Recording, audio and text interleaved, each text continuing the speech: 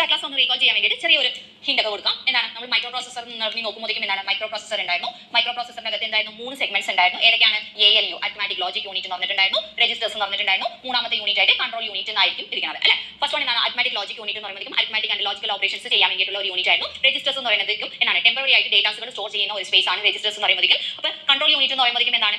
Micro processor അതിന്റെ processing ചെയ്യാൻ വേണ്ടിയിട്ടുള്ള കൺട്രോളിംഗ് ആൻഡ് ടൈമിംഗ് സിഗ്നൽസ് കൊടുക്കുന്ന ഒരു യൂണിറ്റ് ആണ് കൺട്രോൾ യൂണിറ്റ് എന്ന് പറയുമ്പോഴേക്കും. ഇതിന്റെ പുറത്തായിട്ടുള്ള ഒരു യൂണിറ്റ് ആണ് മെമ്മറി എന്ന് പറയുന്നത്. പിന്നെ ഇൻപുട്ട് ഔട്ട്പുട്ട് ഡിവൈസസ്, അതായത് ഒരു പേരും കൂടി ഞാൻ പറഞ്ഞിട്ടുണ്ടായിരുന്നു കഴിഞ്ഞ ക്ലാസ്സിൽ തന്നെ, input output devices, peripheral devices എന്നും കൂടി പറയും അല്ലെ. ഇതെല്ലാം കൂടി കണക്ഷൻ ചെയ്യുന്ന ആ കണക്റ്റിംഗ് വയർസിനെ നമ്മൾ സിസ്റ്റം ബസ് എന്നായിരിക്കും നമ്മൾ പറഞ്ഞിട്ടുണ്ടായിരുന്നു അല്ലെ. അപ്പോൾ കഴിഞ്ഞ ക്ലാസ്സിൽ മൈക്രോ പ്രോസസർ എന്താണെന്ന് നമ്മൾ നോക്കിയിട്ടുണ്ടായിരുന്നു. അതിലിരിക്കുന്ന 3 സെഗ്മെന്റ്സിനെ കുറിച്ചിട്ട് നമ്മൾ പഠിച്ചു. മെമ്മറി എന്താണെന്ന് നോക്കി. മെമ്മറി എന്ന് പറയുന്നത് എന്താണ്? ബൈനറി ഇൻഫർമേഷൻസ് സ്റ്റോർ ചെയ്യുന്ന ഒരു സ്പേസിനെയാണ്. ആ മെമ്മറിയിൽ 2 ടൈപ്പ് ഓഫ് മെമ്മറി ഉണ്ടെന്ന് ഞാൻ പറഞ്ഞായിരുന്നു. ROM memory and RAM memory എന്ന് പറഞ്ഞു. റോം മെമ്മറി എന്ന് പറഞ്ഞെങ്കിൽ പ്രോഗ്രാമബിൾ റീഡ് ഓൺലി മെമ്മറി ആണ്. റാം മെമ്മറി എന്ന് പറഞ്ഞു കഴിഞ്ഞാൽ program read and write memory എന്നും കൂടി നമ്മൾ പറയാറുണ്ടെന്ന് പറഞ്ഞു. ഇത് യൂസർ ഫ്രണ്ട്ലി മെമ്മറി ആണ്. എന്തിനാ? ഇതിനകത്ത് ഇത് ആൾട്ടറേഷൻ ചെയ്യാൻ പറ്റത്തില്ല. റാം മെമ്മറി എന്ന് പറയുമ്പോൾ നമുക്ക് ആവശ്യമായിട്ടുള്ള പ്രോഗ്രാം എന്ത് ചെയ്യാൻ പറ്റും? എഡിറ്റ് ചെയ്തിട്ട് പിന്നെ നമുക്ക് റീഡ് ചെയ്തിട്ട് പ്രോഗ്രാം റൺ ചെയ്യാൻ പറ്റും. അതാണ് റാം മെമ്മറിയുടെ പ്രത്യേകത. അടുത്തത് നമ്മൾ ഇൻപുട്ട് ഔട്ട്പുട്ട് ഡിവൈസസ് നമ്മൾ നോക്കിയിട്ടുണ്ടായിരുന്നു. ഇൻപുട്ട് ഔട്ട്പുട്ട് ഡിവൈസസ് എന്ന് പറയുമ്പോൾ എന്താണ്?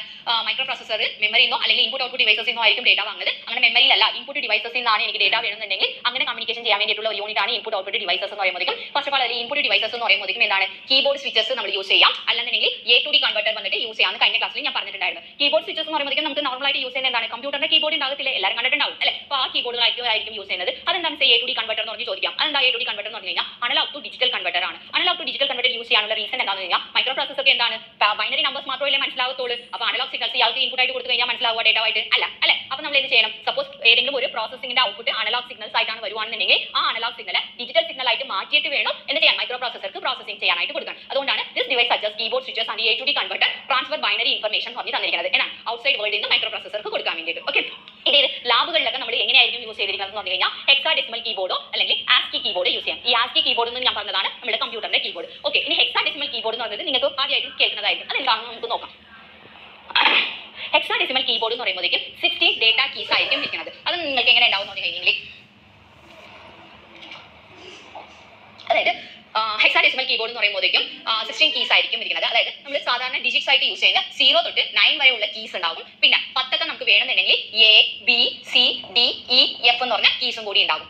F എന്ന് പറഞ്ഞതാണ് ഓക്കെ, F. അങ്ങനെ 16 കീസ് ആയിരിക്കും ഇതിനകത്ത് ഇരിക്കുന്നത്. പിന്നെ ഇത് കൂടാണ്ട് എന്താണ്? ഇൻക്രിമെന്റ് ചെയ്യാനും ഡിക്രിമെന്റ് ചെയ്യാനും വേണ്ടിയിട്ടുള്ള സം അഡീഷണൽ ആയിട്ടുള്ള ഫംഗ്ഷൻസ് കീസും കൂടി ഇതിനകത്ത് ഉണ്ടാവും. ഇതാണ് ഹെക്സാഡെസിമൽ കീബോർഡ് എന്ന് പറയുന്നത്. നമ്മുടെ സാധാരണ കീബോർഡ് നിങ്ങൾ കണ്ടിട്ടുണ്ടാവും അല്ലെ. കമ്പ്യൂട്ടറിന്റെ കീബോർഡ് A തൊട്ട് Z വരെ ഉണ്ടാവും. പിന്നെ ഇവിടെ വന്നിട്ട് നമ്പേഴ്സ് ഉണ്ടാവും. 0 തൊട്ട് എന്താണ് 9 വരെയുള്ള നമ്പേഴ്സ് ഒക്കെ ഉണ്ടാവും. പിന്നെ സിമ്പിൾസ് അതൊക്കെ ഉണ്ടാവും. ഇതാണ് ASCII കീബോർഡ് എന്ന് പറയുന്നത്. ഹെക്സാഡെസിമലിന്റെ കീബോർഡ് നിങ്ങൾ നോക്കുകയാണെന്നുണ്ടെങ്കിൽ എങ്ങനെയായിരിക്കും എന്ന് പറഞ്ഞു കഴിഞ്ഞാൽ എന്താണ്?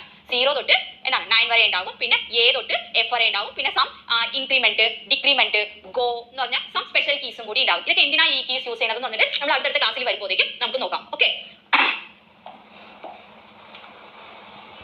അടുത്തത് ഔട്ട്പുട്ട് ഡിവൈസസ്. ഔട്ട്പുട്ട് ഡിവൈസസ് എന്ന് പറയുമ്പോൾ എന്താണ്? മൈക്രോ പ്രോസസർ പുറത്തുള്ള വേൾഡ് ആയിട്ട് നമ്മൾ കമ്മ്യൂണിക്കേഷൻ ചെയ്യാൻ വേണ്ടിയിട്ട്, അതായത് ഡേറ്റാസുകൾ മൈക്രോ പ്രോസസർ വന്നിട്ട് എന്താണ് പ്രോസസിംഗ് ചെയ്തിട്ട് ആ ഔട്ട്പുട്ട് ഒന്നില്ലെങ്കിൽ മെമ്മറിയിലോട്ടോ അല്ലെങ്കിൽ എന്താണ് ഇൻപുട്ട് ഔട്ട്പുട്ട് ഡിവൈസസ് എന്ന് പറഞ്ഞ പെരിഫറൽ ഡിവൈസസിലോട്ടോ അയക്കാൻ പറഞ്ഞില്ല. അപ്പോൾ ആ ഔട്ട്പുട്ട് ഡിവൈസസിലോട്ട് അയച്ചു കൊടുക്കാൻ വേണ്ടിയിട്ടുള്ള ഒരു പാർട്ടാണ് ഔട്ട്പുട്ട് ഡിവൈസസ് എന്ന് പറയുന്നത്. അപ്പോൾ ഇതെന്താണ്? LED ആയിരിക്കാം, CRT ആയിരിക്കാം, LCD ഡിസ്പ്ലേ ഒക്കെ ഇപ്പോൾ യൂസ് ചെയ്യുന്നുണ്ട്. അങ്ങനെ ഏതെങ്കിലും ഒരു ഡിവൈസസ് ആയിരിക്കും ഔട്ട്പുട്ട് ആയിട്ട് നമ്മൾ യൂസ് ചെയ്യുന്നത്. അടുത്തത് സിസ്റ്റം ബസ്. സിസ്റ്റം ബസ് എന്ന് പറഞ്ഞത് ഓൾറെഡി തുടക്കത്തിൽ തന്നെ ഞാൻ പറഞ്ഞിട്ടുണ്ടായിരുന്നു. എന്താണ്? Micro processor, memory, input output devices ഇതെല്ലാത്തെയും നമ്മൾ കമ്മ്യൂണിക്കേഷൻ ചെയ്യാൻ വേണ്ടിയിട്ട് കണക്റ്റിംഗ് ചെയ്യുന്ന ആ വയേഴ്സിനെയാണ് നമ്മൾ എന്ന് പറയുന്നത് സിസ്റ്റം ബസ് എന്ന് പറയുന്നത്. അതാണ് സിസ്റ്റം ബസ് എന്ന് പറയുന്നത്. ഒരു communication path between the micro processor to memory അല്ലെങ്കിൽ മൈക്രോ പ്രോസസർ ടു പെരിഫറൽസ് തന്നിരിക്കണം.